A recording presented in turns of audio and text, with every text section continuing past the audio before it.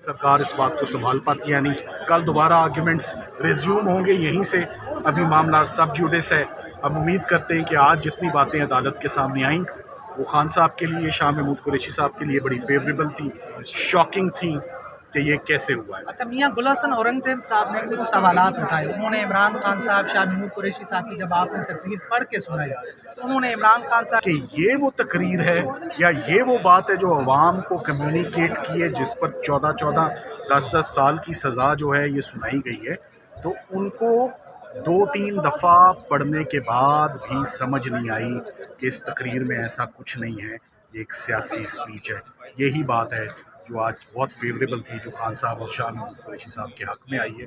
सो उम्मीद करते हैं कि इंशाल्लाह बेहतरी होगी और ये केस एक्विट होगा। बिल्कुल। अच्छा, ये बताएं कि इमरान इसका ये डिपेंड करता है, इस बिल्डिंग में chief justice Islamabad high court के ऊपर बहुत सारे लोगों का हक होता है जिनके खिलाफ केसेस, ये बड़े कंट्रोवर्शियल केसेस हैं जो इस्लामाबाद में कंक्लूड हुए, 3 केसेस।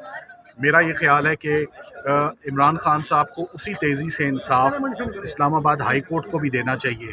3 से 5 दिन मुख्तस कर दें इस रमज़ान के अंदर खान साहब के केसेस के लिए, दूध का दूध पानी का पानी हो जाए। नवाज शरीफ साहब को तो बहुत जल्दी यहाँ से जो है रिलीफ मिल चुका था, तो इस हवाले से कोई आप दरख्वास्त भी दायर करेंगे? मेरे क्लाइंट का नाम इमरान खान है, मेरे क्लाइंट का नाम नवाज शरीफ नहीं है।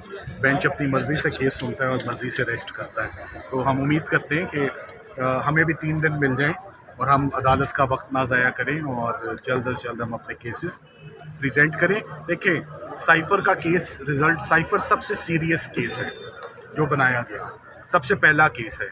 साइफ़र एक्सपोज हो गया तो समझें जो साइफ़र का अंजाम बाकी सारे केसेस का भी हुआ। चलें, बहुत बहुत शुक्रिया, थैंक यू सर।